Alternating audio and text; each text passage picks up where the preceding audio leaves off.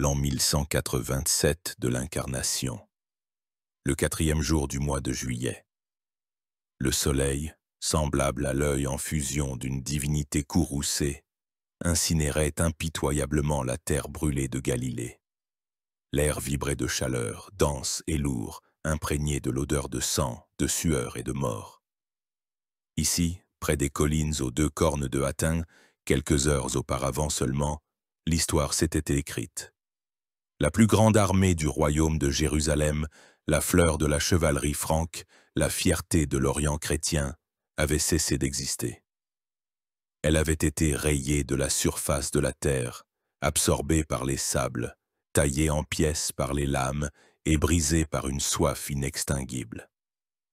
Dans une tente somptueuse dressée au milieu de ce paysage apocalyptique, régnait le vainqueur, le sultan d'Égypte et de Syrie, l'unificateur du monde islamique, connu en Occident sous le nom de Saladin.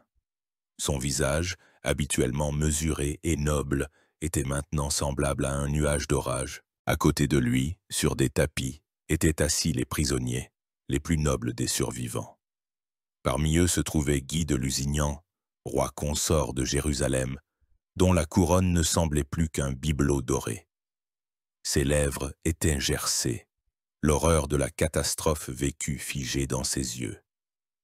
Saladin, suivant les lois de l'hospitalité, offrit au roi une coupe d'eau glacée. Guy but et, obéissant à l'étiquette chevaleresque, passa la coupe à son compagnon d'armes assis à côté de lui. Et à cet instant, la miséricorde quitta la tente du sultan. Le visage de Saladin se pétrifia. Il s'adressa brusquement à l'interprète pour qu'il dise au roi que c'était lui qui lui avait donné à boire, et non le sultan. Dans ces mots se trouvait une sentence de mort, car celui à qui le sultan offrait de la nourriture ou à boire, selon la loi, recevait la garantie de la vie sauve.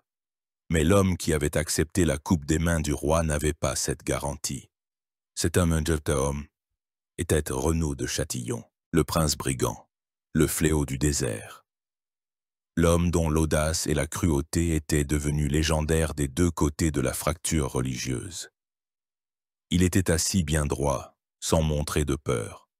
Ses cheveux roux parsemés de gris étaient emmêlés et couverts de poussière, son armure bosselée et tailladée, mais ses yeux bleus brûlaient toujours du même feu glacial et indomptable. Il regardait Saladin non pas comme un prisonnier son maître, mais comme un égal, comme un prédateur. Saladin voyait en lui non pas un simple baron ennemi.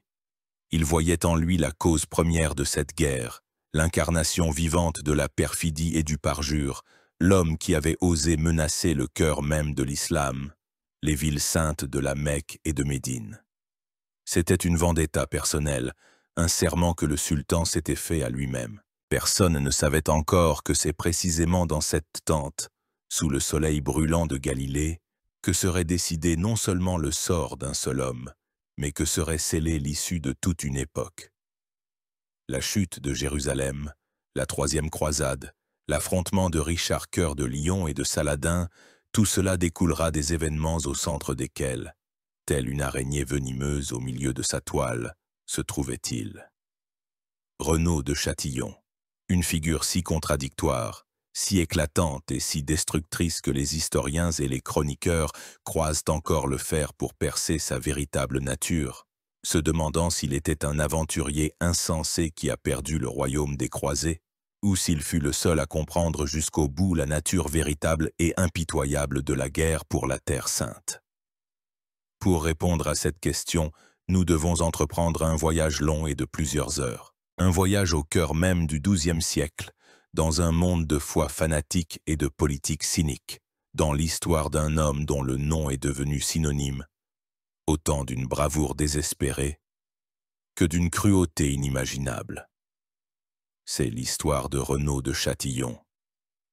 Avant que le tourbillon de l'histoire ne saisisse notre héros et ne le jette dans le chaudron bouillonnant du Levant, nous devons nous arrêter un instant sur la terre qui l'a engendré.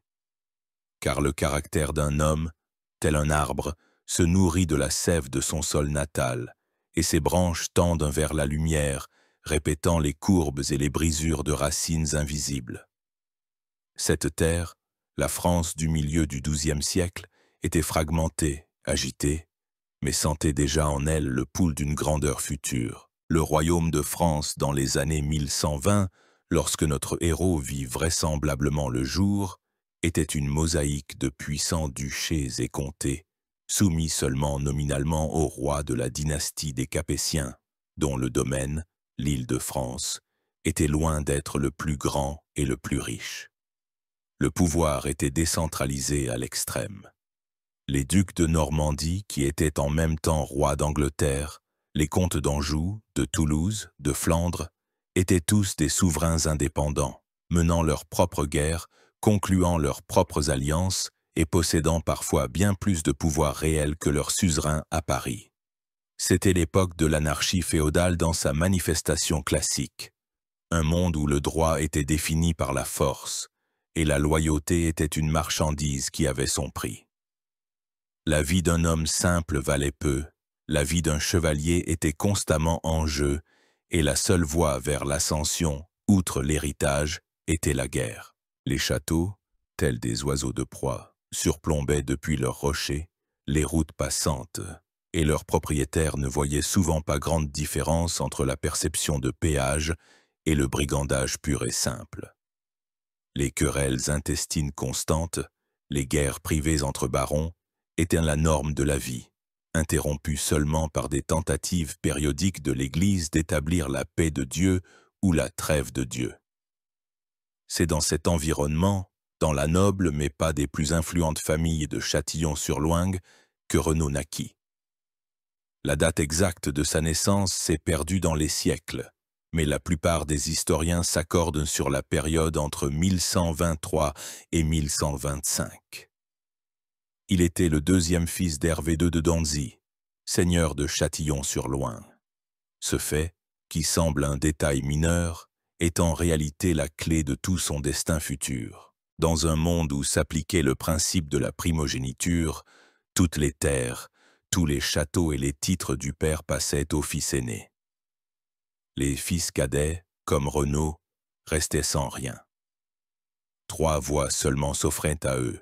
Une carrière dans l'Église, où l'on pouvait atteindre le rang d'évêque ou d'abbé, le service comme vassal de son propre frère ou d'un seigneur plus puissant dans l'espoir d'un modeste fief. Ou la voie la plus risquée et la plus attrayante, la voie de l'épée et de la fortune, la voie de l'aventurier. Pour un jeune homme ambitieux, fier et sans aucun doute fort comme l'était Renaud, le choix était évident. Il n'était pas né pour les prières et l'humilité. Son esprit avait besoin d'un espace que la Bourgogne féodale ne pouvait lui offrir. De son enfance et de sa jeunesse, nous ne savons presque rien. Les chroniqueurs de l'époque prêtaient rarement attention aux fils cadets de barons mineurs. Mais nous pouvons reconstituer avec certitude son éducation. Dès son plus jeune âge, il apprit à monter à cheval, à manier l'épée, la lance et le bouclier. Il étudia la tactique des petites escarmouches, les règles de siège et de défense des châteaux. Son monde était celui des tournois, de la chasse et d'une préparation constante à la guerre. Ses berceuses étaient les récits des exploits de ses ancêtres et son rêve, l'acquisition de son propre fief, de son propre nom, de sa propre gloire. Il voyait son frère aîné se préparer à recevoir l'héritage et comprenait qu'il n'y avait pas de place pour lui dans ce système. Cela engendra un désir brûlant de s'échapper, de prouver au monde entier, et avant tout, à lui-même, qu'il ne valait pas moins, voire plus, que son frère chanceux.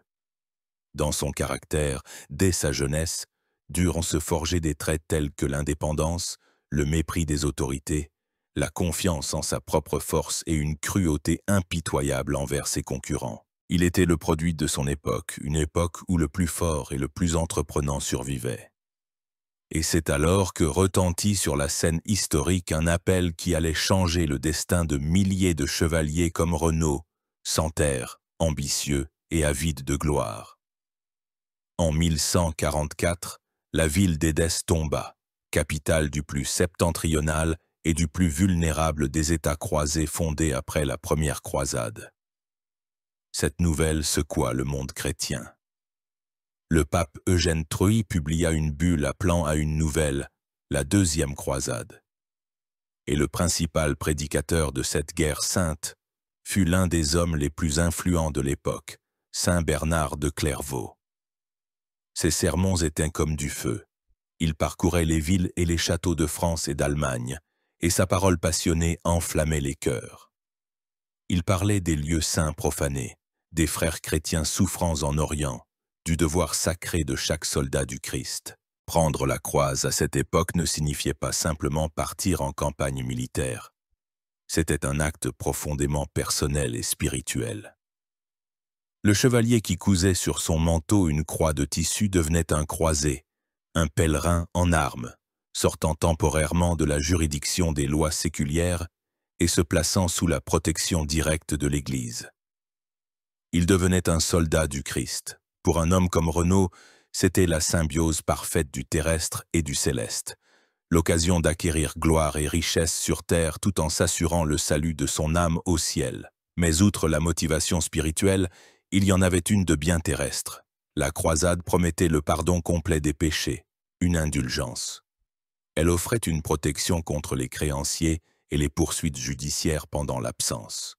Et surtout, elle ouvrait des possibilités illimitées. En Orient, en Outre-mer, on pouvait trouver tout ce qui manquait tant en Europe. Terre, richesse, titres. Là-bas, dans les batailles contre les infidèles, un chevalier sans terre d'hier pouvait devenir un baron puissant, un comte ou même un prince. C'était une chance qui ne se présentait qu'une fois dans une vie. À la tête de la croisade se placèrent les deux plus puissants monarques d'Europe, le roi de France Louis Seigue et l'empereur du Saint-Empire romain Conrad Truc. À leur suite se mirent en marche des milliers de barons, de chevaliers et de simples guerriers. Et parmi eux, dans la suite du roi de France, se trouvait notre jeune et inconnu Renaud de Châtillon. Pour lui, c'était un aller simple. Il ne partait pas simplement en pèlerinage ou en guerre. Il partait chercher son destin. Il brûlait les ponts derrière lui, laissant un monde où il n'était que l'ombre de son frère, et se précipitait vers un monde nouveau et inexploré, où seule la vaillance, la chance et le tranchant de l'épée décidaient de tout. Il ne savait pas encore ce qui l'attendait, quelles épreuves et quelles ascensions vertigineuses lui étaient réservées.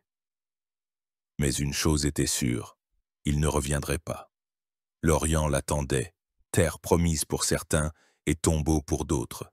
Pour Renaud de Châtillon, elle sera les deux. L'air même d'outre-mer semblait différent. Il était dense, épicé, imprégné des arômes d'épices, de sable brûlant et d'un mystère séculaire. Pour les chevaliers venus d'une Europe pluvieuse et grise, la Terre Sainte était un monde de contrastes éblouissants. Des déserts arides succédaient à des vallées fertiles, et des châteaux de chevaliers ascétiques côtoyaient des cités orientales luxueuses, où, sur des bazars bruyants, se mêlaient langues, croyances et peuples. Mais derrière ce paravent exotique se cachait une réalité cruelle. Les États croisés, le royaume de Jérusalem, le comté de Tripoli, la principauté d'Antioche et le comté déchu d'Édesse n'étaient que de minces bandes côtières de possessions chrétiennes entourées de toutes parts par la mer du monde islamique. Leur existence était une lutte constante et quotidienne pour la survie. C'étaient des camps militaires, des avant-postes, où chaque homme était un guerrier et chaque femme savait que son mari ou son fils pouvait ne pas revenir d'une simple patrouille. La deuxième croisade, avec laquelle Renaud de Châtillon arriva en Terre Sainte en 1147, se solda par un échec complet et humiliant. Les dissensions entre les chefs, les erreurs tactiques et la brillante résistance des émirs musulmans conduisirent au siège peu glorieux de Damas, qui se termina par la retraite des croisés. Les armées des rois retournèrent en Europe, ne laissant derrière elles que déception et amertume. Mais pour de nombreux chevaliers, y compris Renaud, l'échec de la croisade ne signifiait pas la fin du chemin. Au contraire, ce n'en était que le début. Il décida de rester. Outre-mer, avec tous ses dangers, continuait d'attirer par des perspectives qui n'existaient pas dans son pays natal. Renaud entra au service du roi de Jérusalem, Baudouin III. Il devint un mercenaire, vendant son épée et ses compétences martiales à qui était prêt à payer pour elles. Ce furent des années qui le forgèrent définitivement. Il participa à d'innombrables escarmouches, raids, sièges. Il étudia la tactique de la cavalerie légère musulmane, apprit à survivre dans le désert, comprit la mosaïque complexe de la politique locale, où les ennemis d'hier pouvaient devenir les alliés d'aujourd'hui, et où les alliances se défaisaient comme des châteaux de sable. Il vit à quelle vitesse on pouvait s'élever et à quelle vitesse encore plus grande on pouvait tomber, abattu par une flèche sarrasine ou le poignard d'un assassin. Il était un étranger, un franc, mais il apprenait vite. Sa réputation grandit. Il était connu comme un guerrier courageux, habile et absolument impitoyable. Il ne cherchait pas d'amis, il cherchait des opportunités. Et bientôt, le destin lui offrit une chance véritablement royale. Pendant que les armées des rois subissaient un fiasco sous les murs de Damas, au nord, dans la grande principauté d'Antioche, se déroulait son propre drame. Antioche, autrefois la troisième plus grande ville de l'Empire romain, était la perle de l'Orient croisé. Immense, riche, cité-forteresse stratégiquement importante, elle contrôlait les routes commerciales de la Mésopotamie à la Méditerranée. Mais sa position était extrêmement vulnérable. De l'Est, le puissant Atabeg d'Alep, Nur ad-Din, fils de ce même Zengi qui avait pris Édesse, faisait pression sur elle. Nur ad-Din n'était pas un simple chef militaire talentueux, il était le porteur de l'idée du djihad, de la guerre sainte pour la reconquête des terres musulmanes perdues, et Antioche était sa cible principale. Le souverain d'Antioche était le prince Raymond de Poitiers, un guerrier charismatique et valeureux. Mais en 1149, lors de la bataille d'Inab, il tomba au combat contre l'armée de Nur ad-Din. Sa tête coupée, placée dans un coffret d'argent, fut envoyée par Nur ad-Din en cadeau au calife de Bagdad. La principauté se retrouva sans souverain et sa veuve, la princesse Constance, devint la fiancée la plus convoitée de tout l'Orient latin. Constance d'Antioche mérite un récit à part entière. Elle n'était pas une simple veuve éplorée. Elle était la princesse régnante de son propre droit, fille du grand Bohémond II. Autoritaire, intelligente, volontaire, elle avait déjà une fois défié le monde entier en épousant Raymond de Poitiers, qui était considérablement plus jeune qu'elle et qu'on avait fait venir à Antioche en secret, comme un simple chevalier. Maintenant veuve, elle se retrouva de nouveau au centre des intrigues politiques.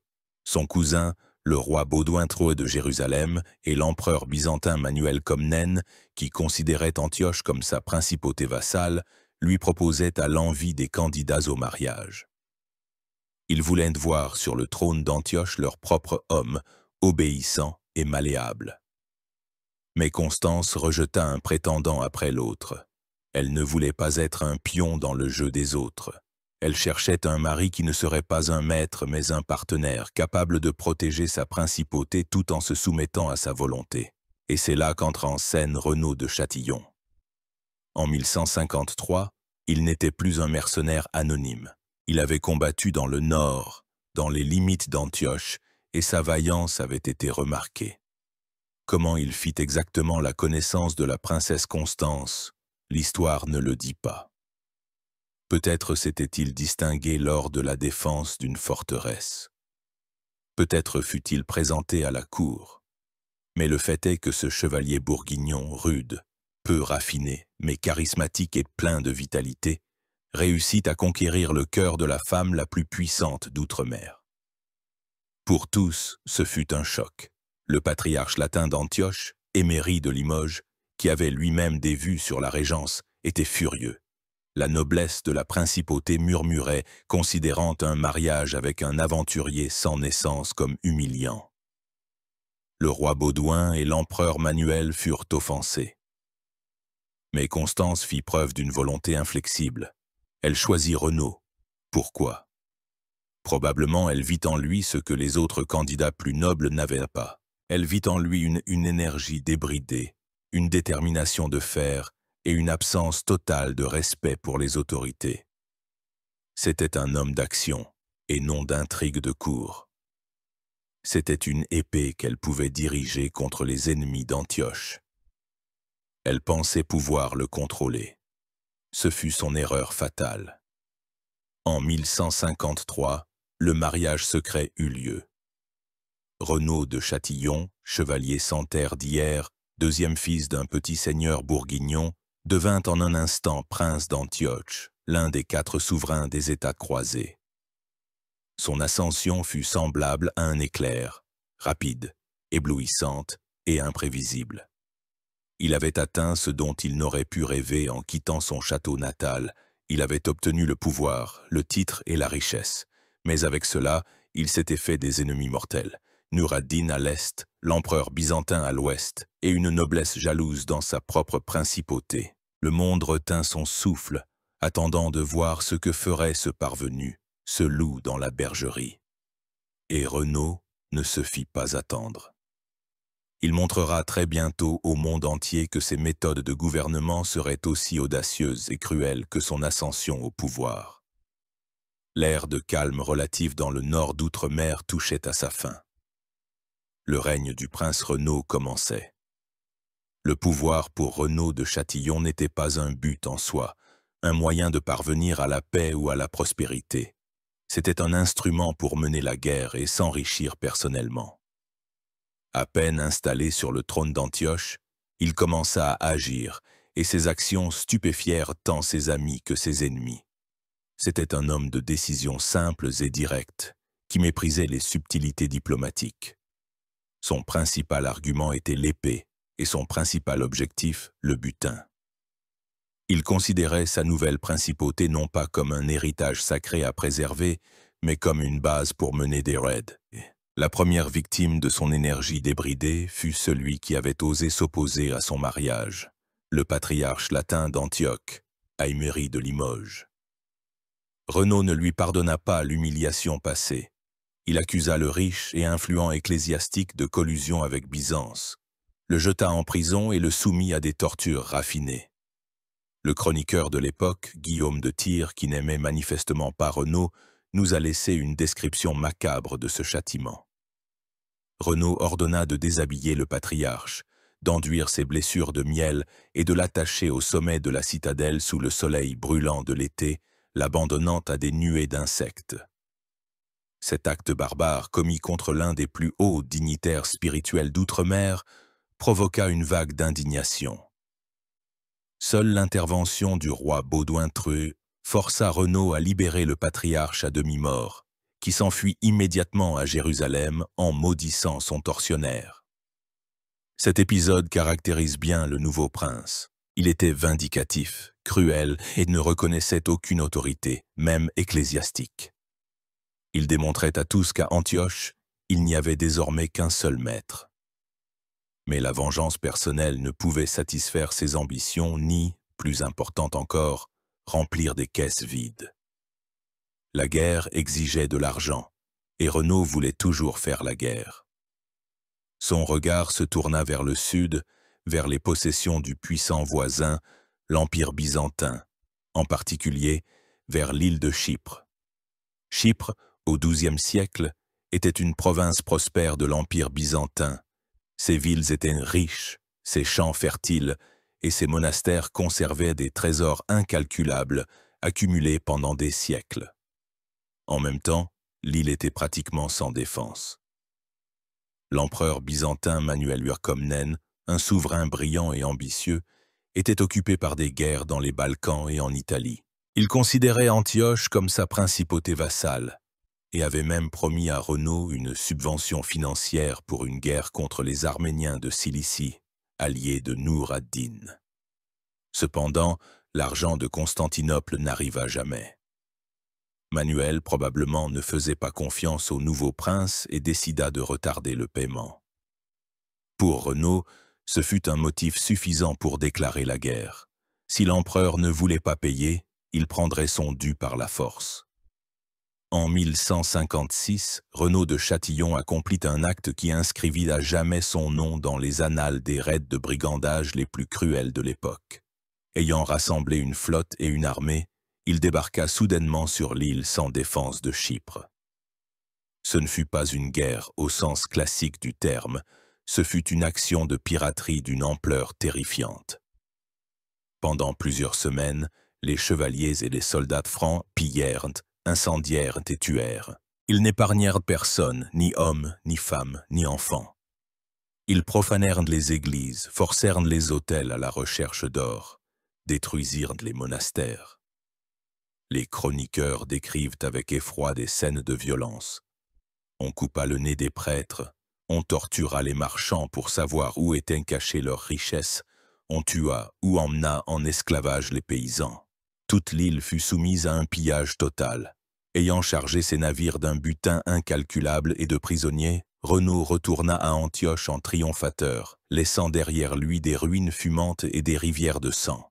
Cet acte de vandalisme eut des conséquences catastrophiques.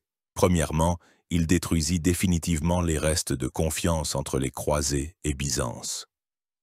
Chypre était une île chrétienne, et ses habitants des frères orthodoxes. Les attaquer n'était pas un simple pillage, mais un sacrilège aux yeux de toute la chrétienté orientale. Cet acte démontra que pour le prince d'Antioche, il n'existait aucune restriction morale ou religieuse lorsqu'il s'agissait de profit. Deuxièmement, et c'était bien plus dangereux, il provoqua la colère du Basileux. L'empereur Manuel Comnène n'était pas homme à pardonner de telles insultes. Le pillage de Chypre n'était pas seulement la perte d'une province, c'était une atteinte à son honneur, au prestige de tout l'empire byzantin. Il jura de se venger. Et sa vengeance fut terrible. En 1158, à la tête d'une armée immense et parfaitement équipée, Manuel Comnène marcha vers l'est. Son but n'était pas seulement une guerre contre les Arméniens ou les Seldjoukides. Son objectif principal était Antioche et l'humiliation de l'audacieux prince parvenu. La nouvelle de l'approche de l'armée impériale plongea outre-mer dans la panique. Les forces de Renaud étaient dérisoires par rapport à la puissance byzantine. La résistance était vaine. Le roi Baudouin de Truy, comprenant que les folies de Renaud avaient mis en danger tous les États croisés, le supplia de se repentir et de demander pardon. Et Renaud, réalisant le désespoir de sa situation, céda. Mais la scène de sa repentance devint un spectacle aussi inoubliable que ses crimes. Lorsque l'empereur Manuel établit son camp près des murs d'Antioche, Renaud s'y rendit pour implorer sa grâce. Il vint pieds nus, vêtu d'une simple toile de bure, une corde au cou. Il se prosterna devant le trône de l'empereur et resta allongé dans la poussière, tandis que toute la noblesse byzantine regardait avec mépris l'humiliation du prince d'Antioche. Il reconnut publiquement sa culpabilité et jura de devenir un fidèle vassal de l'Empire. Il accepta toutes les conditions de Manuel. Restituer tout le butin, reconnaître la suzeraineté de l'empereur byzantin et même admettre dans la citadelle d'Antioche un patriarche grec et une garnison byzantine. Manuel fut satisfait. Il ne renversa pas Renaud, comprenant qu'un chaos total à Antioche ne lui serait pas non plus profitable. Il lui fallait démontrer sa force, et il l'avait fait. L'entrée solennelle de Manuel à Antioche fut l'apothéose de son triomphe. L'empereur chevauchait un coursier somptueux, tandis que le prince Renaud et le roi Baudouin de Jérusalem marchaient à pied à côté de son étrier, comme de simples écuyers. Pour le fier et ambitieux Renaud, cette humiliation était pire que la mort. Il avait conservé son titre et sa vie, mais son orgueil était piétiné. Il garda rancune. Il apprit que la force brute ne gagne pas toujours, et qu'il existe dans le monde des joueurs bien plus puissants que lui. Il se souviendra longtemps de cette leçon, mais sa nature indomptable n'était pas brisée. Il n'attendait qu'une nouvelle chance de défier à nouveau le destin. Et cette chance se présenta bientôt, mais elle le conduisit à une chute encore plus terrible. L'humiliation subie de la part de l'empereur Manuel brûlait l'âme de Renaud. Il avait été contraint de se soumettre, mais sa nature exigeait de l'action. Une revanche, un nouveau butin. À peine l'armée byzantine avait-elle quitté les limites d'Antioche qu'il se mit de nouveau à chercher où diriger son énergie débordante. Son regard se tourna vers l'est, vers les terres de son principal ennemi, Nur ad-Din, Atabek d'Alep et de Damas. Contrairement au raid sur l'île sans défense de Chypre, c'était jouer avec le feu, un jeu mortellement dangereux, mais qui promettait un riche butin. En 1160 ou 1161, les dates exactes variant selon les sources, Renaud, à la tête d'un détachement de chevaliers, partit pour un nouveau raid de pillage dans la vallée de l'Euphrate, en territoire sous contrôle musulman. Sa cible était les riches pâturages et les villages de paysans syriens et arméniens qui payaient tribut à l'émir d'Alep. Au début, le raid se déroula avec succès. Les croisés capturèrent beaucoup de bétail, de prisonniers et d'autres butins. Mais sur le chemin du retour, alourdis par leur pillage, ils relâchèrent dans leur vigilance. Nur ad-Din, qui surveillait depuis longtemps les agissements de son voisin agité, leur tendit une embuscade.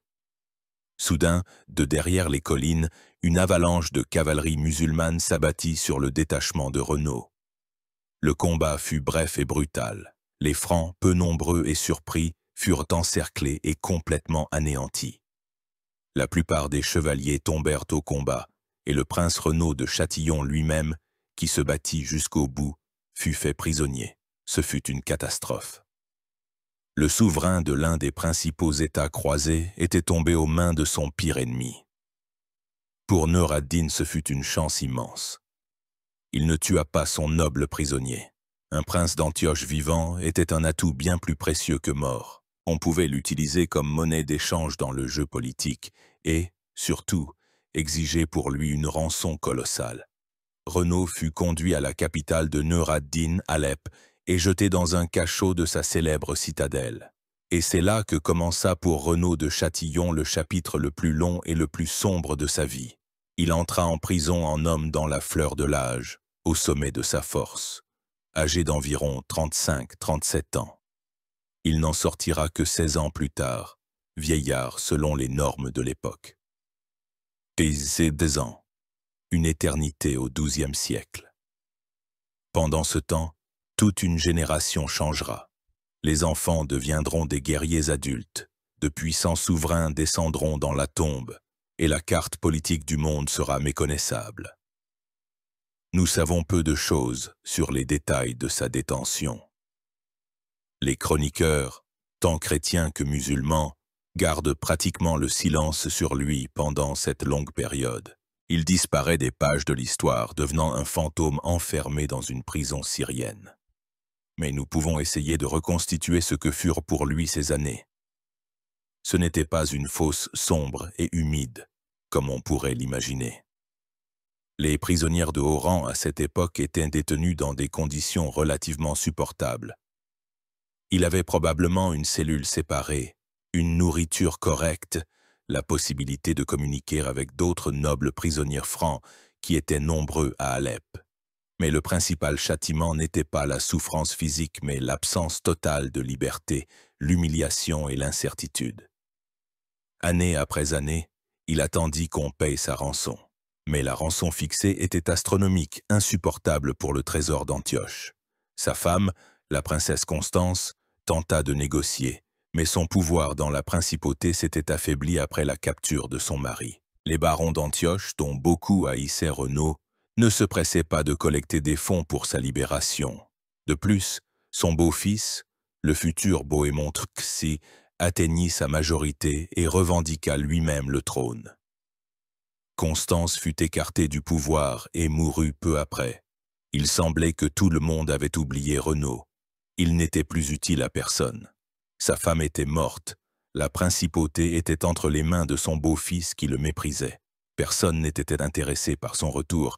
Que se passait-il dans l'âme de cet homme pendant toutes ces longues 16 années?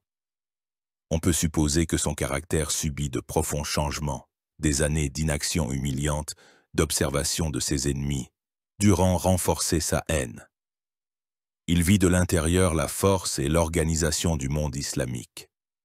Il apprit peut-être la langue arabe, en communiquant avec les gardes et d'autres prisonniers. Il écoutait leurs conversations, étudiait leurs coutumes, leur foi, mais cette connaissance ne le mena pas à la compréhension ou à la tolérance. Au contraire, elle transforma très probablement sa haine instinctive et prédatrice en une haine consciente, idéologique et encore plus profonde. Il vit la puissance de Nur ad-Din croître et se renforcer, puis, après sa mort en 1174, il assista à l'ascension fulgurante de son successeur, un jeune émir kurde nommé Saladin, qui unifia sous son autorité l'Égypte et la Syrie, encerclant les États croisés d'un anneau de fer. Pendant toutes ces années, Renaud resta dans sa cellule et attendit. Il vit le monde changer, ses contemporains disparaître, le roi Baudouin III, l'empereur Manuel, Nur ad-Din. Et lui, il restait assis. Cette longue pause, cette plongée dans les ténèbres, dut transformer son aventurisme en une cruauté froide et calculatrice.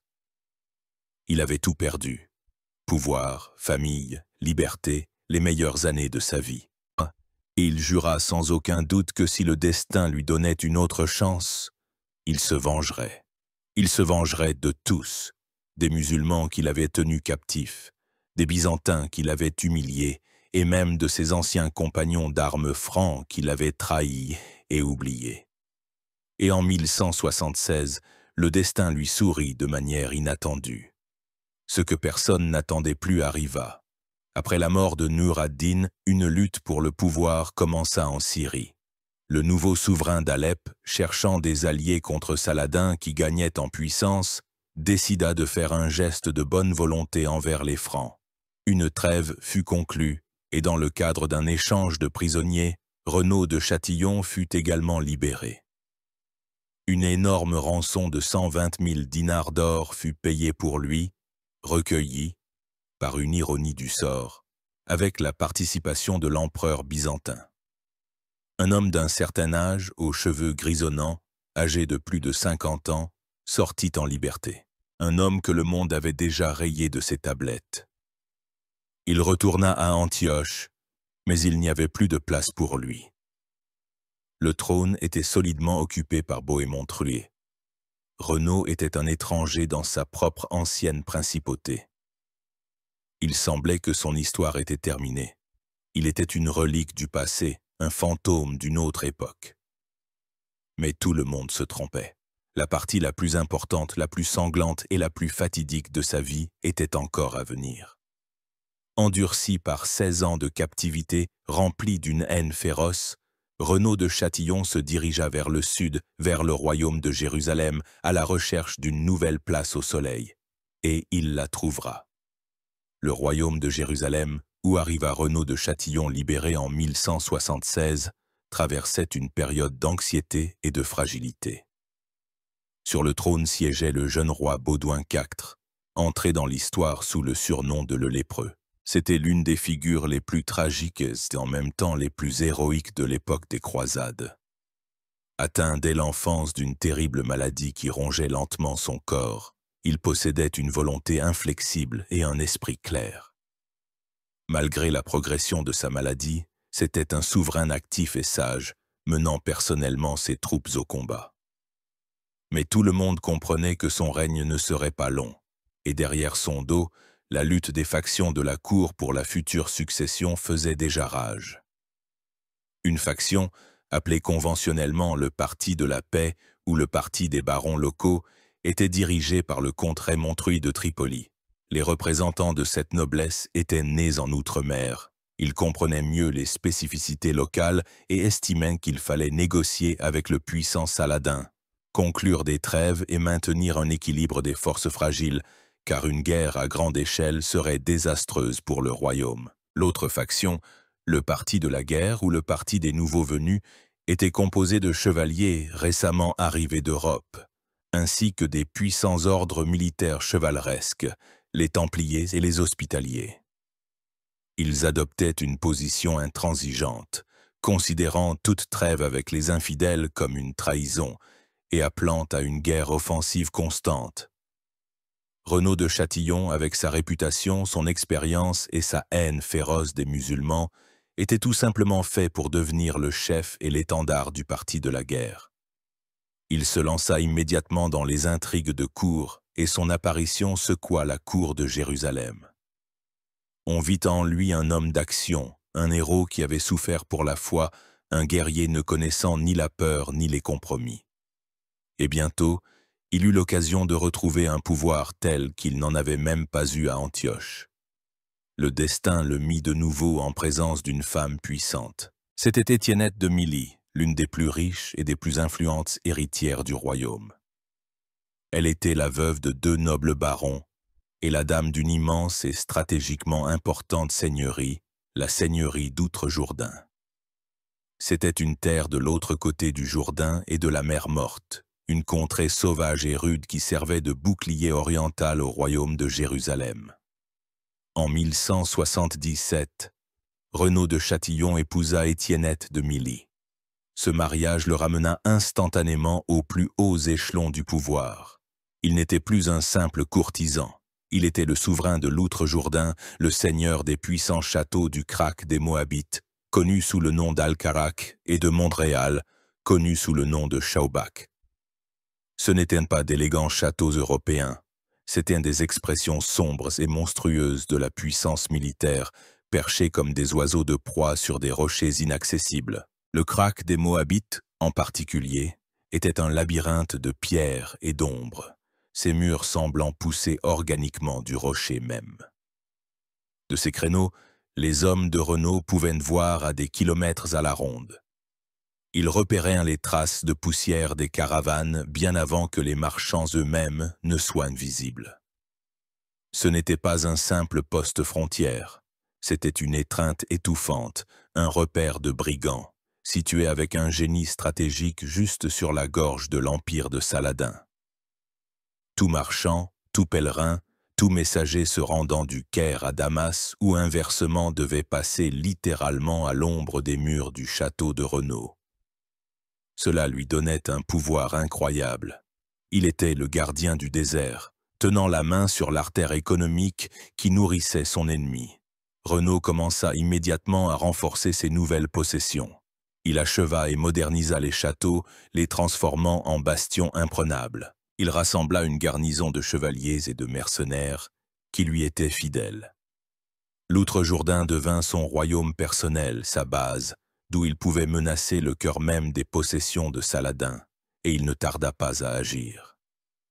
Pour Renaud, toutes les trêves que le roi de Jérusalem concluait avec Saladin n'étaient que lettres mortes.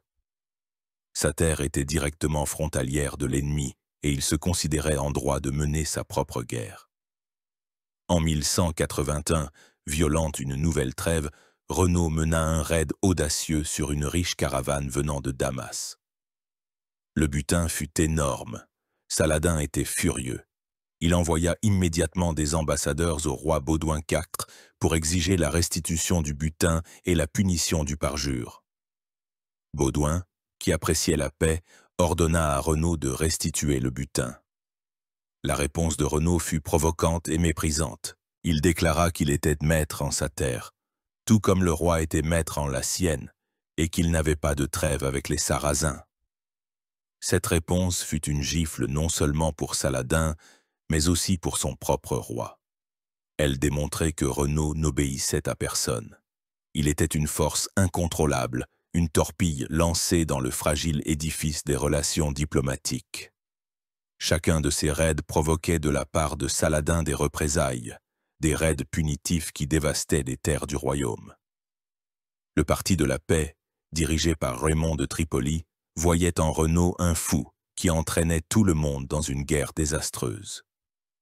Le parti de la guerre, lui, voyait en lui un héros, le seul qui osait infliger un réel préjudice à l'ennemi.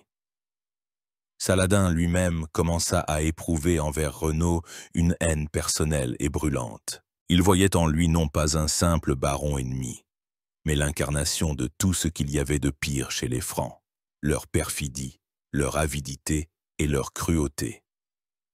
Renaud devint pour lui un ennemi personnel, un homme qu'il jura de détruire, mais son plan le plus audacieux, Le plus insensé et le plus provocateur, Renaud ne faisait que le nourrir.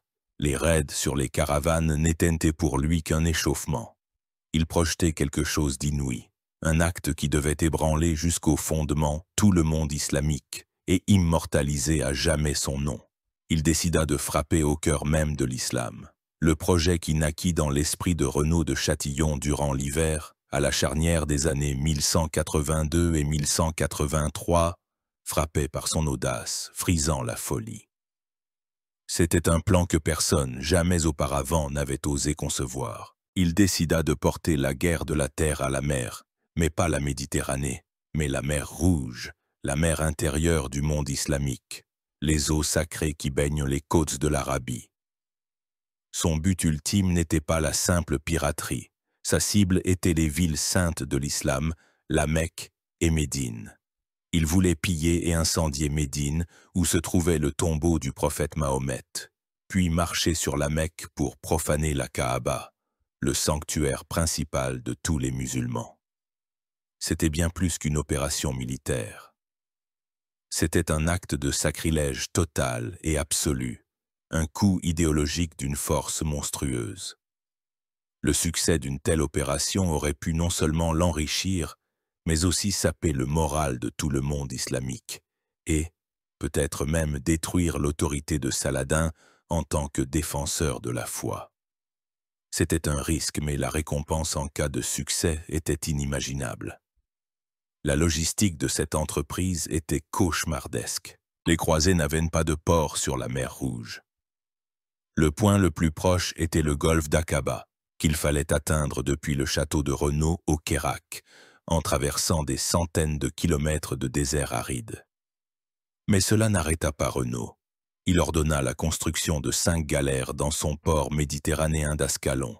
Puis, dans le plus grand secret, les navires furent démantelés.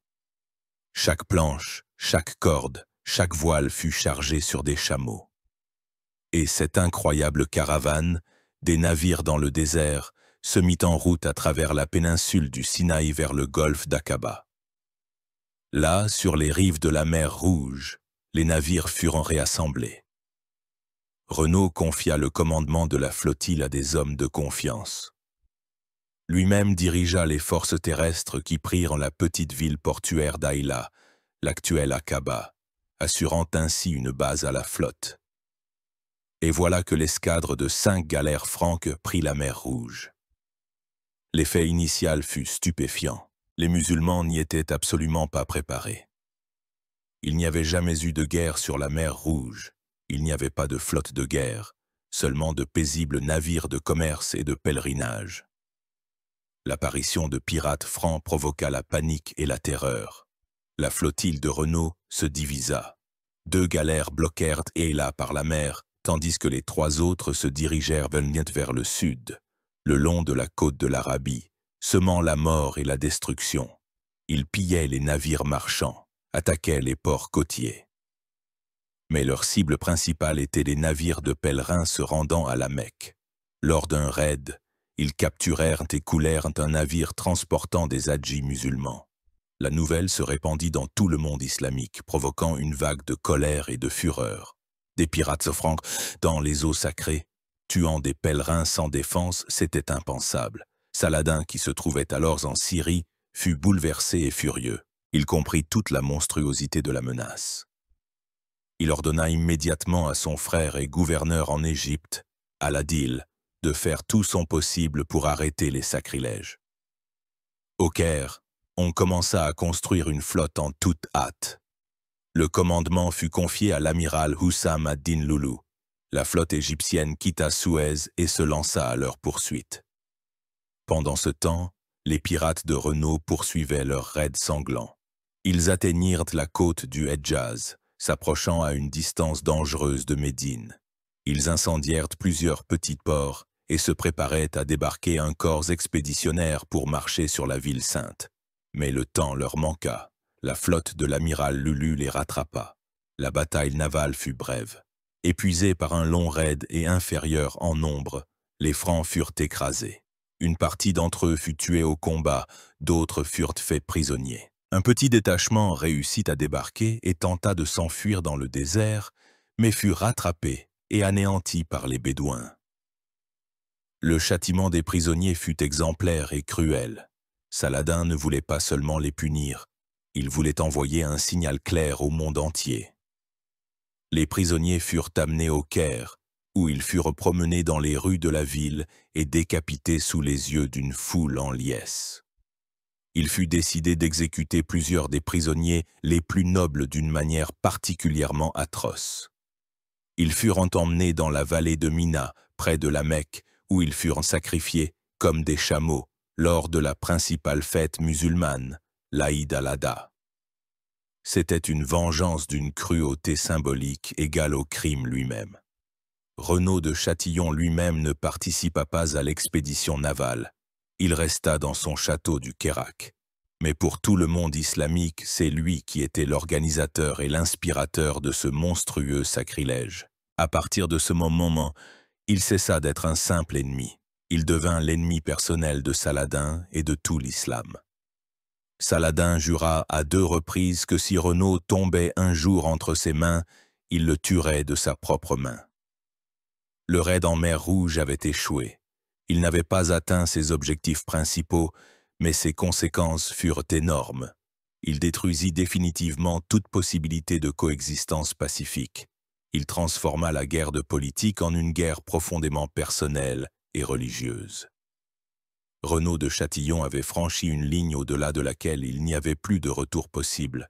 Il avait défié le prophète lui-même, et la réponse à ce défi n'était qu'une question de temps.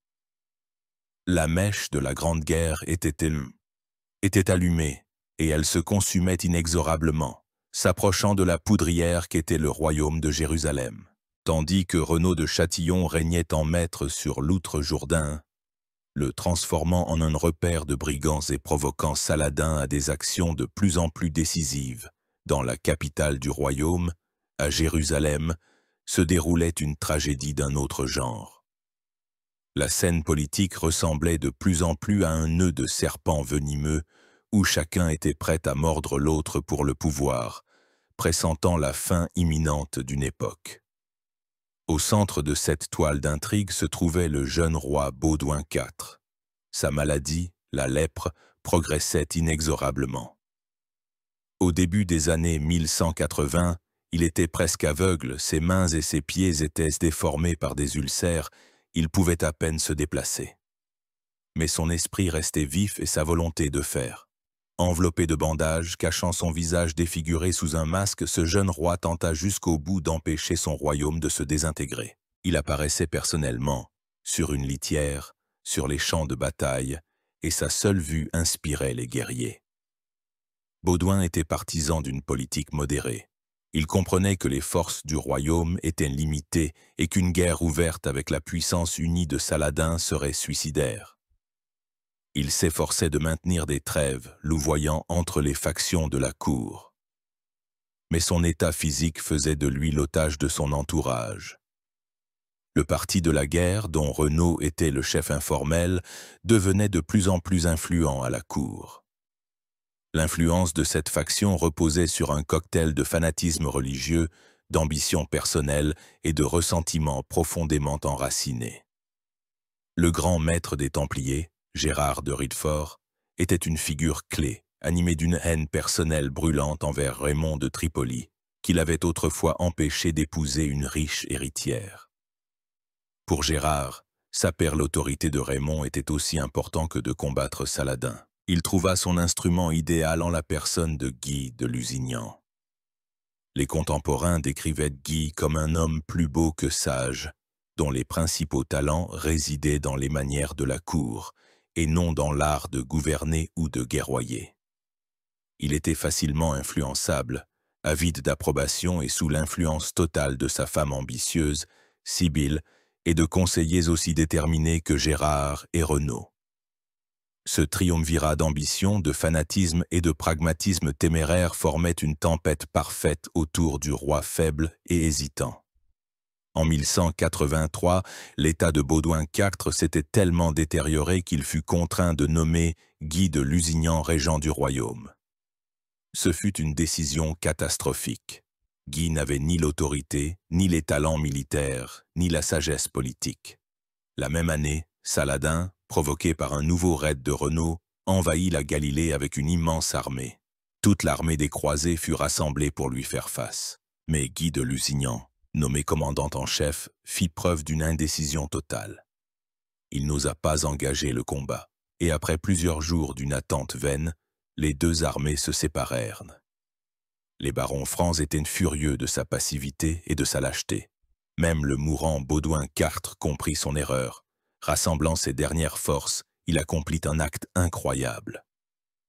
Il démit Guy de Lusignan de la régence, le priva de tous ses droits et déclara son héritier, le jeune fils de Sibylle d'un premier mariage, son neveu Baudouin V.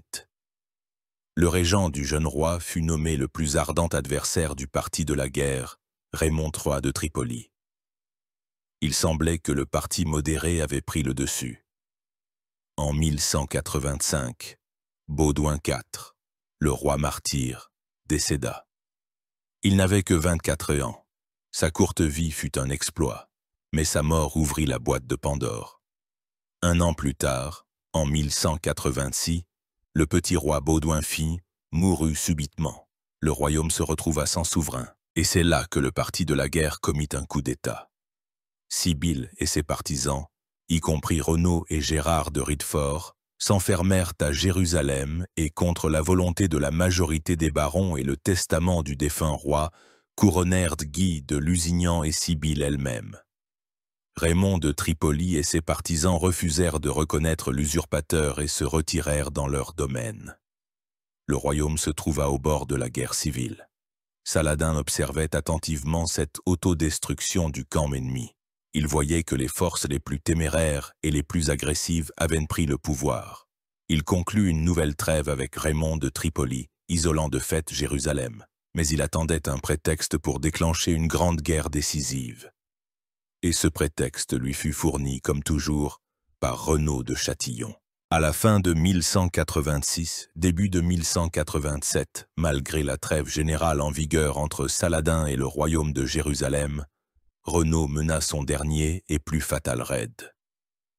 Ce ne fut pas une simple violation de frontières.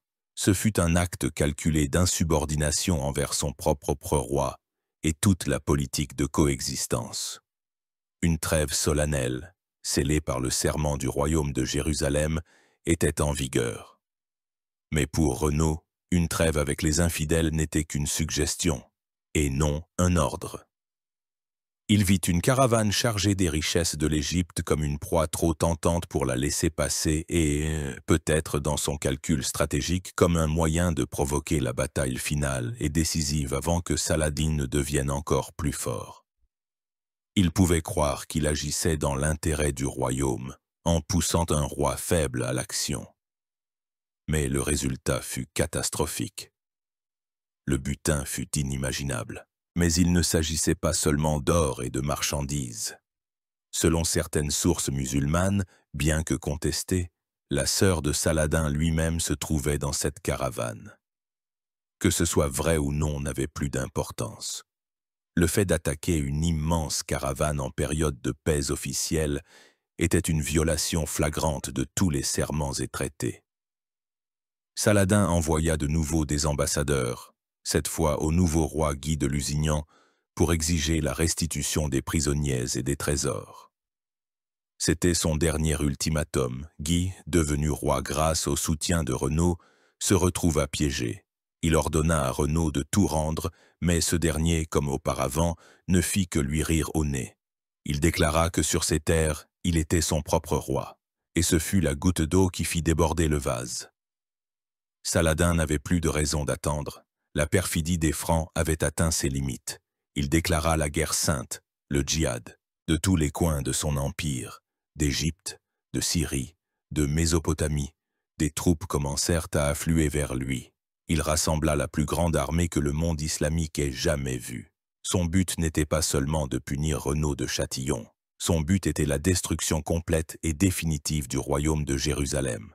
Renaud, par sa cupidité et son parjure, avait donné à Saladin le prétexte idéal qui unit tout le monde musulman. Le roi Guy, faible et indécis, sous la pression de faucons comme Gérard de Riedfort, adopta le plus désastreux de tous les plans possibles.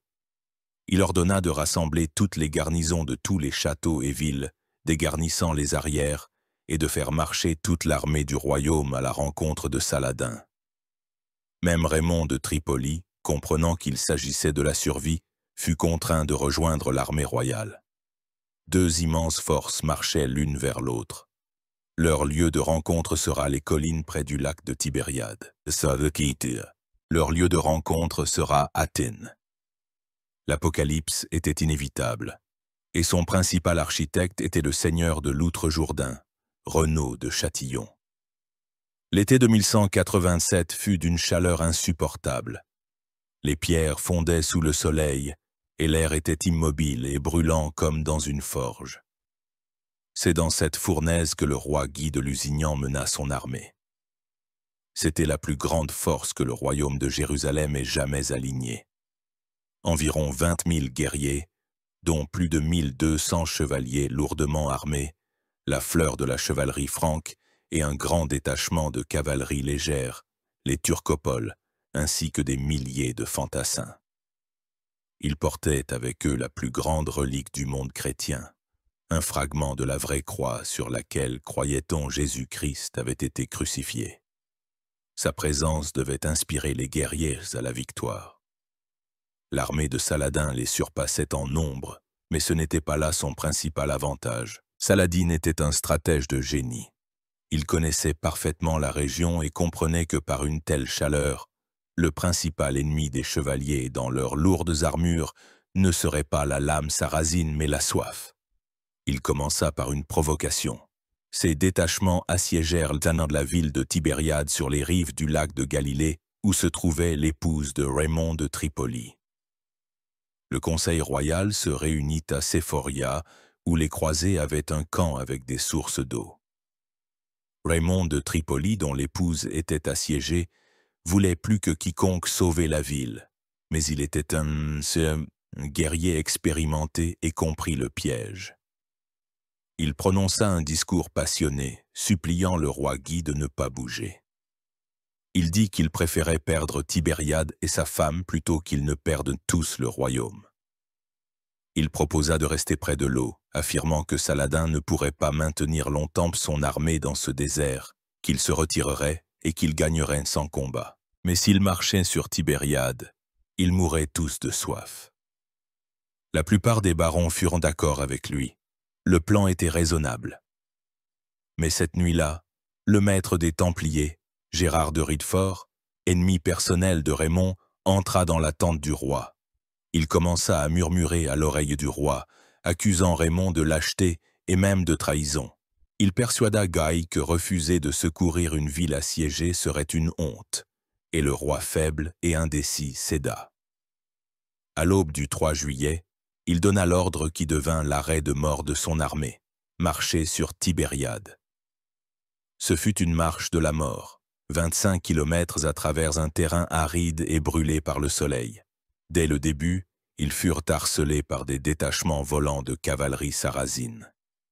Ils les criblaient de nuées de flèches, attaquaient l'arrière-garde, ne leur laissant pas un instant de répit. Mais l'ennemi principal était la soif. L'eau dans les outres s'épuisa rapidement. Les gorges des chevaliers et des fantassins s'asséchèrent. Leurs langues enflèrent. Les lourdes armures se transformèrent en fournaises ardentes. L'armée avançait de plus en plus lentement, la formation commença à se disloquer. Saladin les laissa parcourir la majeure partie du chemin. Il attendait. Le soir, l'armée épuisée des croisés atteignit une hauteur avec 2 collines, connues sous le nom des Cornes de Hattin. Le lac de Galilée, bleu et tentateur, était visible au loin, mais le chemin y était bloqué par toute l'armée de Saladin. Les Francs étaient piégés. Ils s'arrêtèrent pour la nuit sur cette hauteur sans eau, encerclés de toutes parts. La nuit, les Sarrasins mirent le feu aux broussailles sèches autour du camp des croisés. Une fumée âcre se mêlait à la poussière et à la chaleur, rendant la nuit insupportable encore plus pénible. Les cris des hommes mourant de soif et les hennissements des chevaux affolés résonnaient dans l'obscurité. Au matin du 4 juillet, l'enfer commença.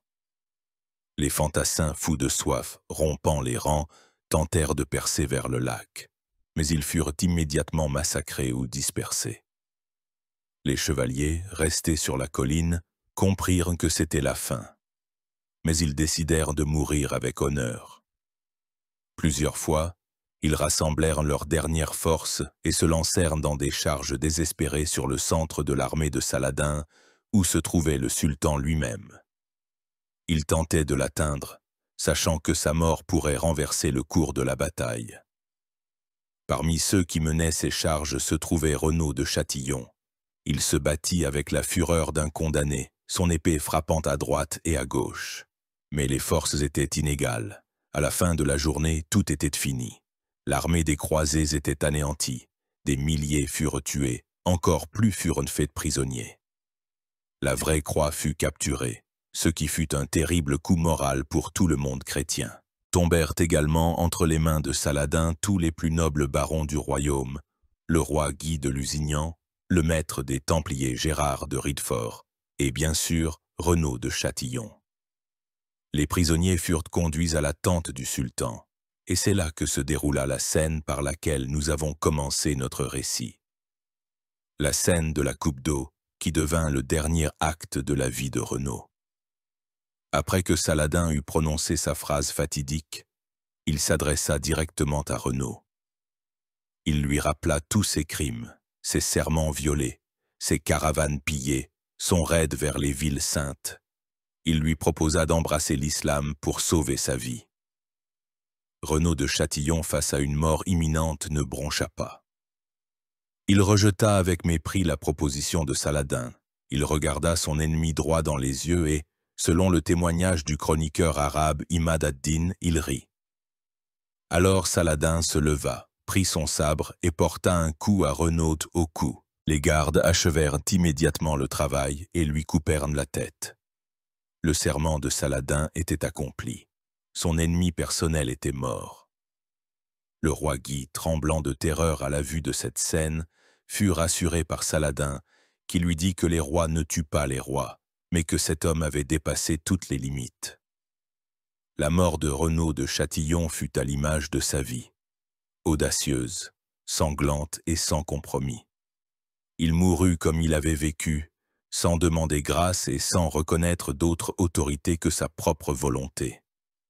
Mais sa mort ne fut que le prélude à la chute de tout ce qu'il avait défendu par ses méthodes barbares. Avec l'anéantissement de l'armée à Hattin, le royaume de Jérusalem se retrouva sans défense. La voie vers Jérusalem était ouverte. La mort de Renaud de Châtillon dans la tente de Saladin ne fut pas une simple exécution d'un baron parmi d'autres. Elle devint la fin symbolique de toute une époque. La tête qui roula des épaules du prince d'Outre-Jourdain annonçait la chute de la couronne du royaume de Jérusalem.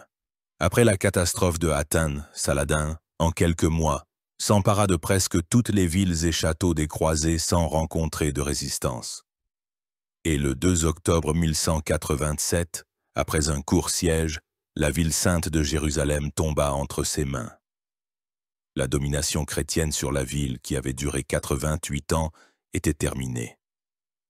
Quel est donc le rôle de Renaud de Châtillon dans ce grand drame? Évaluer son héritage n'est pas une tâche facile, car sa figure divise les opinions des historiens autant que ses actions divisaient le monde dans lequel il vivait. Pour les chroniqueurs musulmans de l'époque et pour la tradition islamique ultérieure, il est le mal absolu. Ar-Ruyyan, le parjure, un tyran cruel et perfide, dont les actes sacrilèges ne connaissaient pas de limites. Il est le scélérat idéal, dont l'anéantissement des mains du noble Saladin apparaît comme un acte de justice suprême, comme un châtiment mérité pour toutes ses transgressions. Ce sont ces provocations téméraires, selon eux, qui ont rendu la Grande Guerre inévitable et ont donné à Saladin le droit moral de porter un coup dévastateur. Pour beaucoup de ses contemporains chrétiens, en particulier du Parti de la Paix, comme le chroniqueur Guillaume de Tyr, Renaud était un aventurier et un fou, dont la cupidité insatiable et la myopie politique ont perdu le royaume. Il voyait dans ses actions la cause principale de la catastrophe. Il violait des trêves vitales, provoquait un ennemi puissant, sapait l'autorité du pouvoir royal et, finalement, a conduit la fleur de la chevalerie sur les champs de Hattin, où elle fut anéantie. De ce point de vue, Renaud est l'exemple tragique de la manière dont les ambitions personnelles d'un seul homme peuvent entraîner la perte de tout un État. Cependant, il existe un autre point de vue.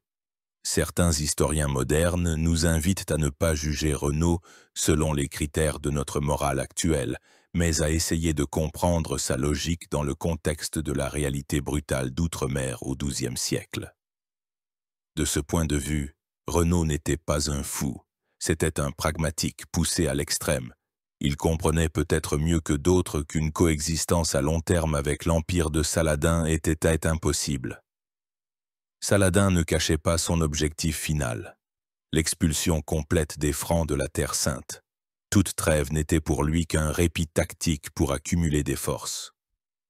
Renaud, lui, agissait par anticipation.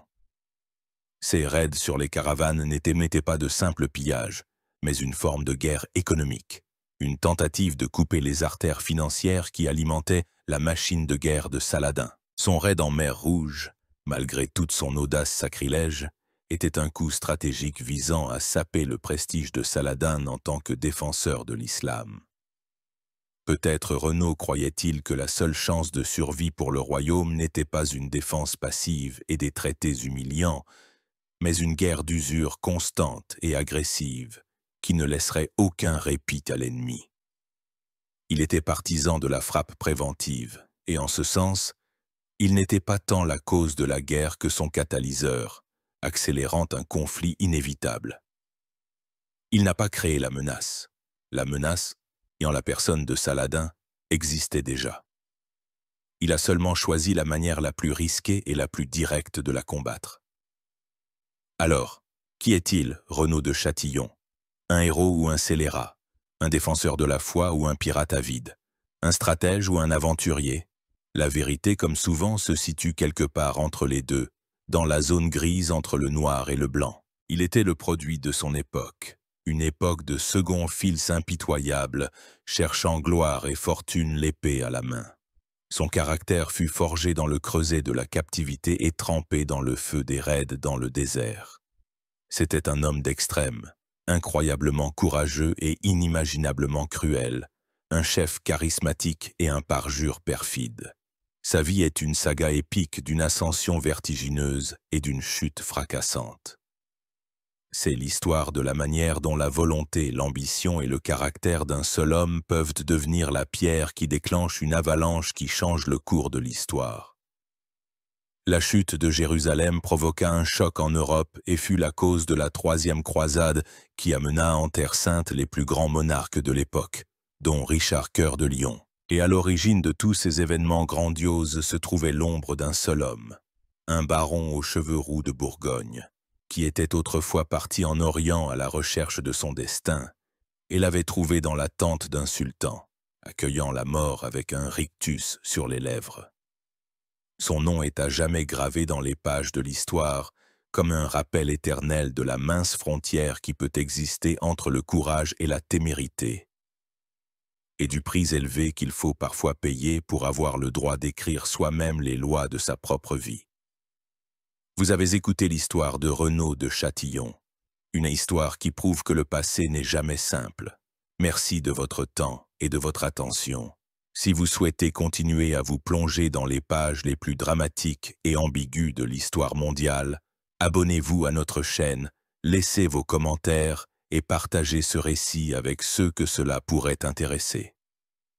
De nombreux voyages dans le temps nous attendent encore.